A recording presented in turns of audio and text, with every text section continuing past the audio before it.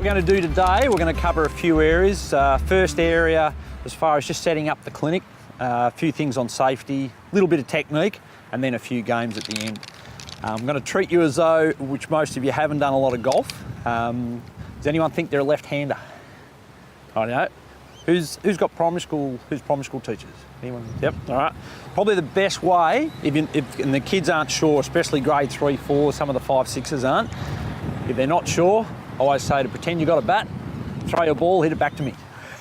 All right. Who else thought they're a lefty? All right. So then they're a pair. So say you've got 24 kids, I'm going to make 12 pairs for argument's sake. So you're the first pair, guys. So if you come out front, these clubs might be touch short for you. All right, they're our leaders. So if you go one either side, then everyone else find a partner similar height to you.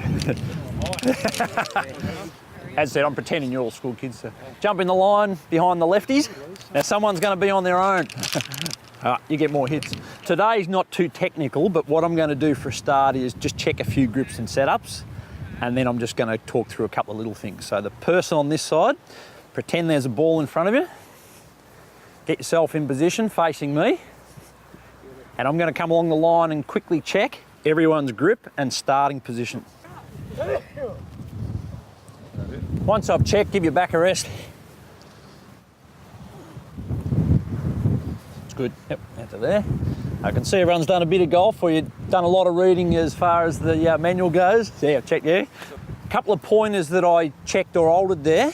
When you do your grip, that line between your thumb and first finger, that should point to your right shoulder. For our lefties, it's the opposite. And that's the same with your other hand.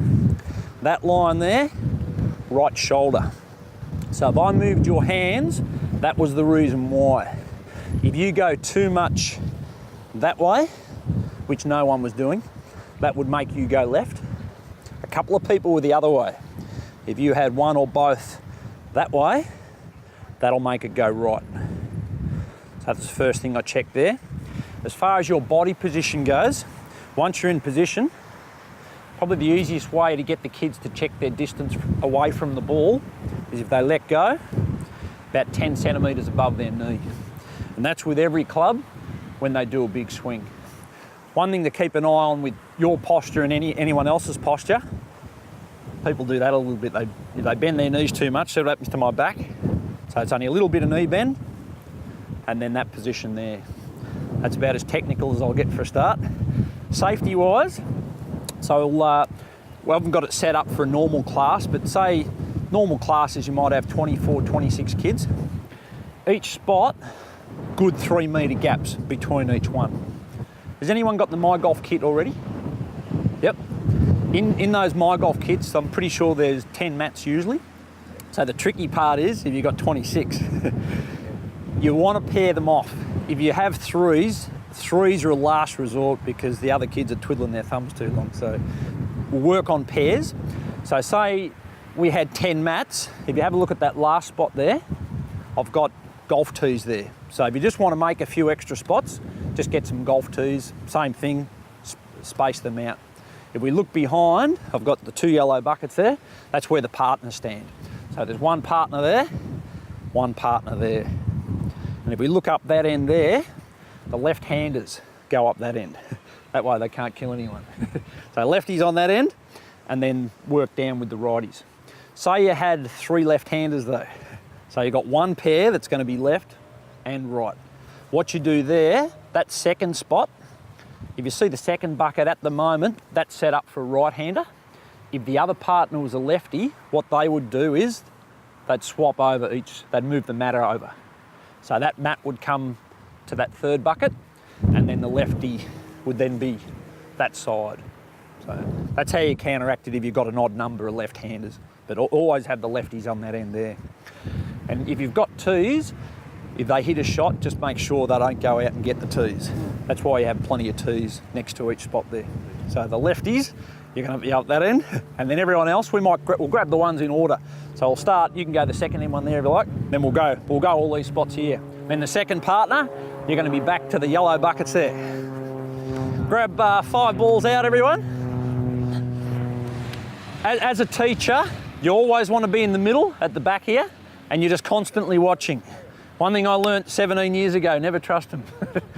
And as a teacher, you're going to know all their names too. So when you're back here, you can keep everyone safe. If someone's out of position, you can always yell out their name, and you can always yell out a few extra tips as well. Now, just for argument's sake, we'll say we had a pair that were left and right. The extra club, you'd make them leave up there next to the bucket, but because we're pairs and we've only got the one club, then you just yell out, club still, swap over. So we'll swap over, please, everyone. All right, grab your 5 balls out. Start when you're ready, if you like. And the main thing when you're teaching kids or beginners, all they're trying to do with what we're doing here is trying to graze the top of the rubber tee. If they can hit the top of that rubber tee, then they'll get that ball lift. That's the hardest part of golf, unfortunately, trying to hit that spot you're aiming for.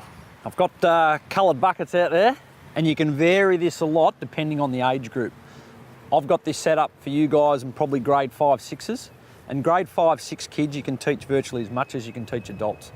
And skill-wise, they're not always as good, but you can get them pretty high skill level too. The buckets there, I've got the yellow about 20 metres out, and I've got the red 40 metres out. So there's a lot of different games you can do. You can do team games or individual games. Say, for example, it was the first session and the kids haven't done much golf. I'd only probably have the yellow out there. And one game you can do as a team game, you can have partner number 1 there, partner number 2. Every time someone out of partner number 1 gets to land over the yellow bucket, 1 point for the team. So you're here counting and you go 1, 2, 3. So you might get up to 15 shots over for partner number 1, then they swap over. Then partner number 2 tries to beat them. As they get better, then you can introduce the red buckets as well. So it might be 1 point for the yellow, 2 points for the red. Same game. And then you can do individual games as well. So like kids keep their own score. You might just have the first row for a start.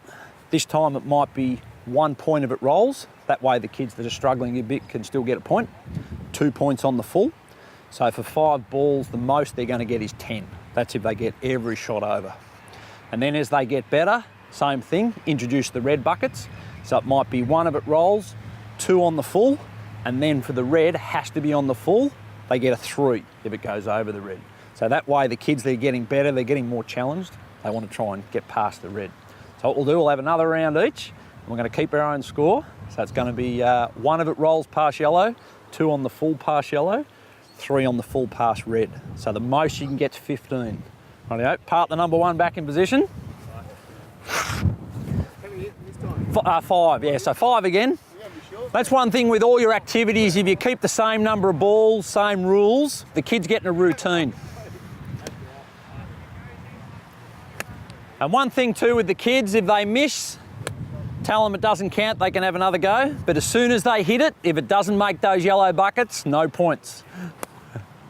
And then before we swap, what I'd do, I'd check the scores. So I might say everyone's finished, I might say, who got 1 point? Just say you start at the bottom and work your way up. On the website, there's footy, golf, and big hits as well. So you've got a few options, but the other one I do, say you've done 2 sessions with the kids. So they've got their grip, they've got their setup, so you've concentrated on that. The 3rd session, I would concentrate on their follow-through. Anyone heard of the follow-through? A few people haven't. I'll go back so I don't hit anyone. So the follow-through is, when you swing through, club right up or over your shoulder, body facing the target, back tippy toe. So the main points are body nice and straight. That way you can balance on your tippy toe. If you topple a little bit in any direction, you're going to fall over. Now, if you don't make it a competition with the kids, you'll probably get 10 or 20% do it. If you make it a competition, you'll get 60 to 80% do it. So the competitions you can do, first one can be a team one, where you might have partner number 1 against partner number 2. So say you have 12 kids there. If they can stay there and hold their balance for a couple of seconds, that's a point for their team. So if every single person can do it, they get 12 out of 12, and then rotate. Then partner number 2 goes. And you can even do class competitions. Say you had 4, 5, 6 classes for the day. First class might get 20 out of 24. So you stir up the other kids, the next class, you say, all right, the best class today is 20 out of 24, and then you try and motivate them to beat or to be the best class in the school as well. Individual wise, there's quite a few you can do. takes a bit of concentration, this one. If you stand there at the back, you've got to watch all of them. It's who can get 5 out of 5. So you mentally erase, if someone makes a mistake, you're out. So you might end up with 3 or 4 that got 5 out of 5, same thing, then they swap over. Another one, you can combine the 2 and you get their partners to score. So they might get 1 point if they do their follow through, and they might get a bonus point if it lands, for example, over the yellow bucket. So say it's out of 10, 10's the perfect score. So you can sort of vary and incorporate a few of those things.